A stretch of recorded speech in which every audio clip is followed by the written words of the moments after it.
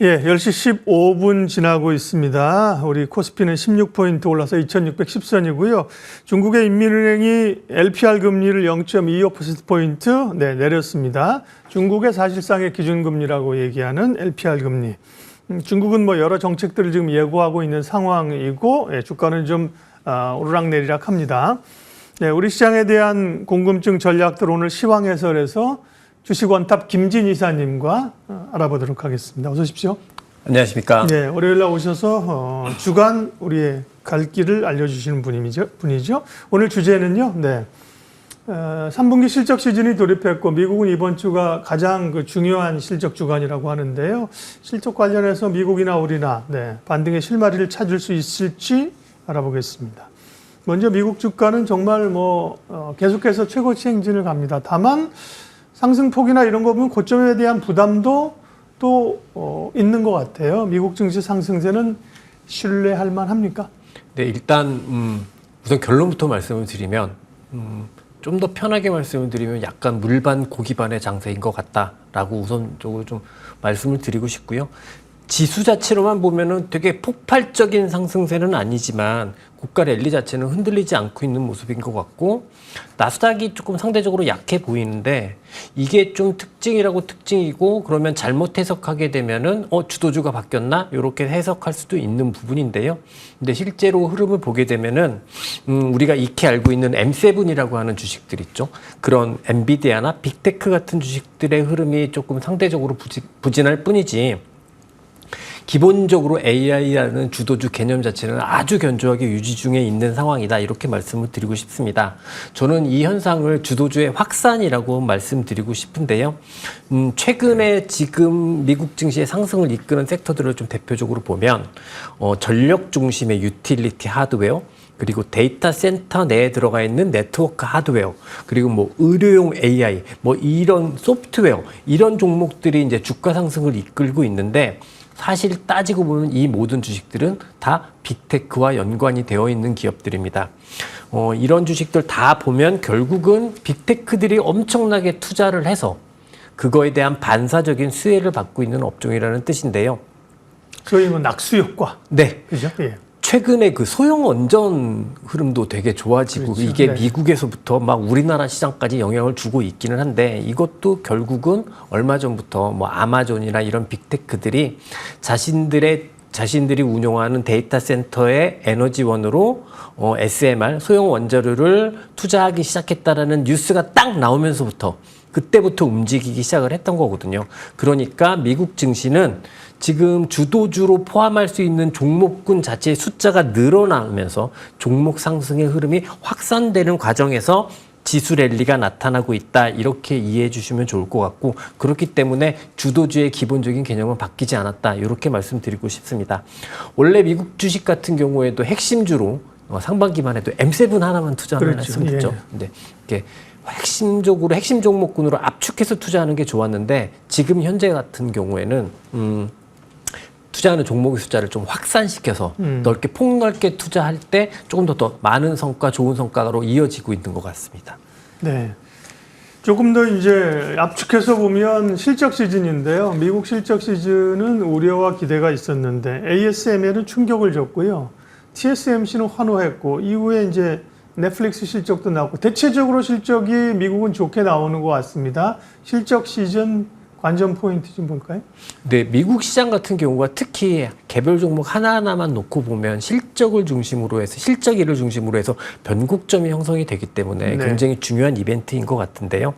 실적 자체로만 보면은 전체 통계적인 관점에서 보면 이번 분기에도 실적 전망치가 계속해서 상향 조정되고 있거든요. 그렇기 때문에 실적 기대 자체가 부정적이다, 이렇게 보기는 어려울 것 같습니다. 근데 저는 좀 주목하고 싶은 부분이, 경험적으로 보면 이 실적 시즌의 되게 중요한 포인트 중에 하나가 실적에 대한 주가의 반응, 그 시장의 분위기라고 생각을 하거든요.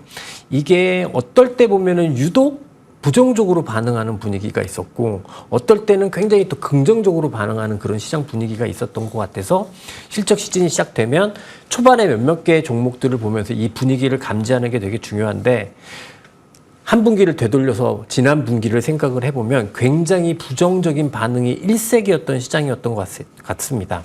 실제로 그때도 빅테크들의 기업들의 실적 자체는 그렇게 부정적이지 않았거든요. 근데 그때는 실적만 발표하면 무슨 꼬투리를 잡아서라도 계속해서 주가가 하락하는 경향들이 있었는데 실제로 제 기억에 지난 분기에 실적 발표를 하고 주가 쇼크가 없었던 기업은 메타 하나 정도였던 것 같고 나머지들은 다 실적 발표 후에 주가 하락이 나왔는데 그 수준은 급락 수준이었던 것 같습니다. 근데 현재까지 미국 시장의 지금 현재의 상황을 보게 되면은 지난 분기와 완전히 다르다라고 말씀드리고 싶어요.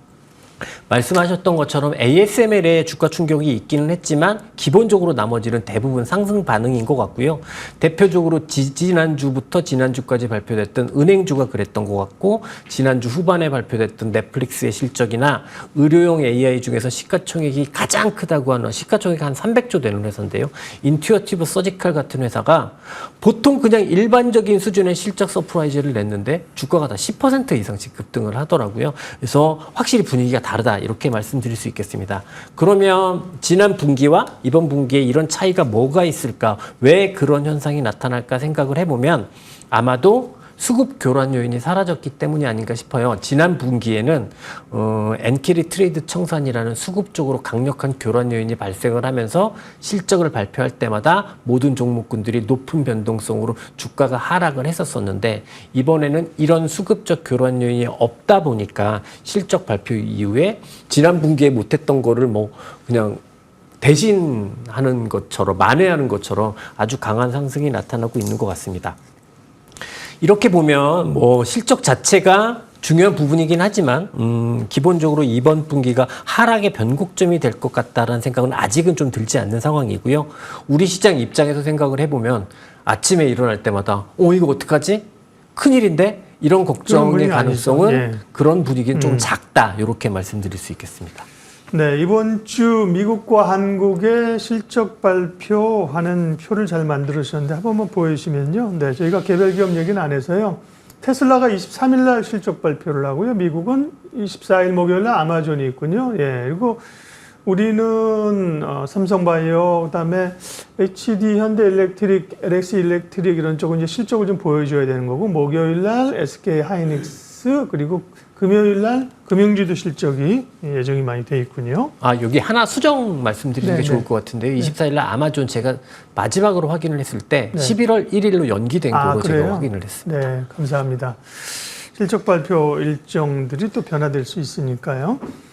자, 미국은 여전히 분위기가 꺾였다고 보이지 않고 가고 있는 상황인데 국내 증시 흐름들은 여전히 답답한 선 가운데 한 3주 전 그쯤 오셔서 이제 국내 증시도 뭔가 좀 변화를 기대해 볼 만하다. 그런 변화들이 있을 수 있다고 얘기를 하셨잖아요. 네, 그렇습니다. 근데 그 이후도 시장은 여전히 우리는 부진합니다. 해석 좀 해 주십시오.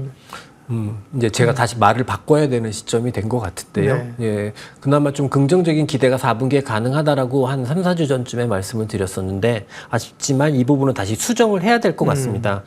제가 긍정적인 전망을 했던 4분기를 좀 기대를 했던 이유는 결국은 상반기 내내 우리 시장을 아래로 끌어당겼던 2차 전지라든지 소재 섹터, 이 고질적인 약세 종목군들이 상승 추세로의 전환은 아니지만 최소한 중장기 하락 추세를 극복하는 반전 정도는 보여주지 않을까. 중국 증시 반전과 함께 이걸 기대했었었는데요. 결국 지난주 흐름까지만 놓고 보게 되면 이번에도 이 고질적 약세 종목군은 반전에 성공하지 못하고 실패하는 형태로 지금 변해가고 있는 것 같습니다. 중국 자체는 굉장히 의미 있는 반전에 그래도 성공을 한 모습인데 우리나라 시장이 조금 그거의 절반도 따라가지 못하고 있는 것 같아요. 지난주 금요일 날 중국에서는 보면 이날 금요일 날 경제지표만 보면 중국이 어떻게 될 건지 환하게 알 수 있는 대거의 경제지표 발표가 있었는데 이를 보면 고정자산 투자는 조금 제자리 걸음이었던 것 같고 반대로 소매 판매가 급격하게 개선되는 수치로 발표가 됐습니다. 이렇게 보면 중국의 경기 회복이 소비를 중심으로 나타나고 있지 투자를 중심으로 나타나고 있지는 못하다 이렇게 확인을 할 수 있는 것 같은데요.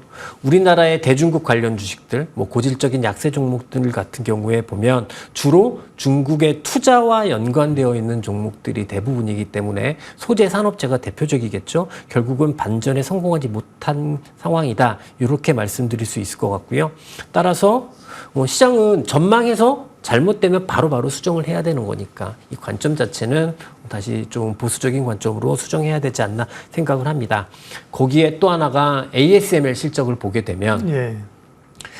AI 반도체에 대한 투자는 활발하다. 이건 다시 한번 확인할 수 있었거든요. 근데 ASML 주가가 빠진 이유는 범용 반도체의 투자가 너무 부진하다라는 건데 사실 어떤 한 산업에 투자가 부진하다라는 건 그 산업이 굉장히 좋지 않다라는 걸 의미하거든요. 그랬을 때 우리나라 삼성전자 입장에서 보면 범용 반도체에 관해서는 삼성전자가 가장 높은 캐파를 가지고 있으니까요. 좋지 못한 상황이다라고 재확인됐다라고 싶고요. 이렇기 때문에 삼성전자 주가가 너무 많이 하락해 있는 상황임에도 불구하고 좀처럼 반전의 징후를 보이지 못한다 이렇게 보여집니다. 이렇게 우리나라 시장 같은 경우는 시총 1위인 삼성전자가 여전히 부진할 것 같고 그 다음에 고질적 약세 종목군들이 반전에 실패하는 이런 흐름들이 보여지면서 지난주 금요일만 하더라도 대만은 2% 가까이 상승을 하고 니케이는 한 0.3% 정도 상승을 하는데 우리나라만 0.6% 이렇게 빠지더라고요. 아시아 3국 중에서도 가장 부진한 흐름을 보이고 있는데 이게 조금은 제 생각엔 구조적인 문제이기도 한 것 같아서 조금 아쉽고 속상한 부분이 있는 것 같습니다. 예, 그러면 우리 시장은 탄력적으로 가기 어려운 흐름이다. 그것도 사실 좀 완곡하게 표현한 거고요. 그죠? 예, 여러 그 정황상 제가 밸류업 말씀도 드렸습니다만 실적이나 밸류업이나 정책이나 외국인 수급이나 전반적으로 좀 부진한 상황들입니다. 그러면 굳이 연말까지라고 해서 시간을 조금 넓히는 게 아니더라도 10월 또 미국에 이제 11월 초에 대선이 있잖아요. 그죠? 그렇습니다. 그럼 이제 대선 직후까지의 한 11월까지의 흐름들 시장 대응은 어떻게 해야 될까요? 일단 전 매주 나오니까 네. 매주 이제 계속해서 네. 업데이트 드리도록 하고 일단 현재 시점에서 보면 그렇다고 해서 하락 위험이 엄청나게 증폭되는 상황은 아닌 것 같아요. 예. 그렇기 때문에 결국은 삼성전자의 레벨이나 이런 걸 보면 하락 위험 자체가 커지는 상황 여기까지는 아닌 것 같은데 그래도 우린 시장 내부적으로 보면 하이닉스 같은 경우에는 사실 글로벌하게 따지고 보면 HBM 메모리 관련한 모든 종목 중에서 하이닉스의 회복폭이 제일 강합니다. 그러니까 우리나라도 다 부진한 건 아니다. 이 말씀을 조금 드리고 싶은데 이게 네. 하이닉스 하나인 것 같아서 아쉽다. 이 말씀을 좀 드리고 싶고요. 그다음에 이렇게 사실 시장이 상승도 없고 하락도 없는 상황이 되면 보통 이럴 때 이제 개별주들이 날뛰어줘야 되거든요. 그렇죠. 근데 지난주에 중소형주들이 조금 움직이는 듯 했습니다만 약간 날뛴다라는 그런 느낌은 안 드는 것 같아요. 그냥 보면 이례적인 강세 형태도 좀 많았던 것 같고 오르는 종목이 있긴 하지만 이걸 가지고 수익을 내려면 아주 적절한 시점에 들어가서 빠르게 치고 나와야 되는 그 정도 상황이라고 보면 이게 수익 내기는 쉽지 않은 시장이다. 이거에 대해서는 어쩔 수 없는 부분인 것 같습니다. 그나마 그러면 제가 전략의 측면에서 말씀드릴 수 있는 건 우상향하고 있는 어떤 개별 대형주들이 있거든요. 이런 종목들을 좀 집중하는 게 낫지 않을까 말씀드리고 이걸 제가 누차 말씀드린 게 제약 바이오라든지 방산이라든지 이런 업종이었던 것 같습니다. 네. 그리고 현재 시점에서도 이쪽이 가장 그나마 생각할 수 있는 대안이 아닐까라고 생각을 하는데요. 여기에 그나마 조금 HD 현대일렉트릭 같은 변압기 그리고 조선 정도가 상승 전환하면 좋겠다 이 생각이 드는데 사실 지난주부터 이런 종목군들이 상승 전환을 했어야 우리나라 시장의 투자 수익률은 증가했다 볼 수 있는데 그렇지 않은 상황이거든요. 그렇기 때문에 투자 전략 측면에서 생각을 해보면 기본적으로는 보수적인 관점 그리고 절대적으로 주식을 많이 해서 수익을 날 수 있는 관점 이런 관점을 좀 조심하시고 저라면 그냥 최대한 하이닉스에 집중할 것 같다는 생각만 드리고 나머지 하신다면 제약바이오 좋아하시니까 예. 근데 그쪽은 괜찮으니까 그쪽 정도를 바라보시는 게 좋을 것 같다 이렇게 말씀드립니다. 반도체는 이제 업황 전체의 어떤 회복이나 이런 데는 고민이 있는 거고요. 삼성전자가 말씀하신 것처럼 이제 하락의 밸류들을 상당 부분 반영한 것 같지만 그렇다고 이제 오늘부터 오르기 시작한다고 도 단정 지을 수도 없는 네. 거지 않습니까? 그런 점에서 어떻게 보면 SK 하이닉스는 반도체가 좋아서라기보다 시장에서 좀 AA 반도체만 네. 좋기 때문에. 그러니까. 네. 그래서 SK 하이닉스를 말씀하셨고요. 그럼 2차 전지 같은 경우는 앞서 말씀하신 것처럼 2차 전지나 중국 관련주 소재 쪽은 좀 뭐 의류도 그렇고 그죠? 네. 좀 반등에 실패한 분위기잖아요. 2차 전지는 좀 기간 조정으로 들어간다 이렇게 봐야 되는 건가요? 일단은 저는 그래도 2차 전지나 소재를 지지난주 한 2, 3주 동안은 트레이딩의 관점에서 접근이 가능하다 말씀을 드렸었는데요. 네. 지금은 이제 트레이딩 시기를 지난 것 같다. 그러니까 뭐냐면 뭐 예전부터 조금 가지고 계셔서 지금 계속 손실이 나신 분들은 어쩔 수 없는 상황이겠습니다만 신규의 투자의 관점에서 생각해 보면 조금은 뒤로 미루고 약간은 좀 소외시켜 놓으셔도 되지 않을까라는 생각을 하고 있습니다. 예, 월요일 시황 해설 김진 주식원탑 이사 함께했습니다. 이사님 고맙습니다.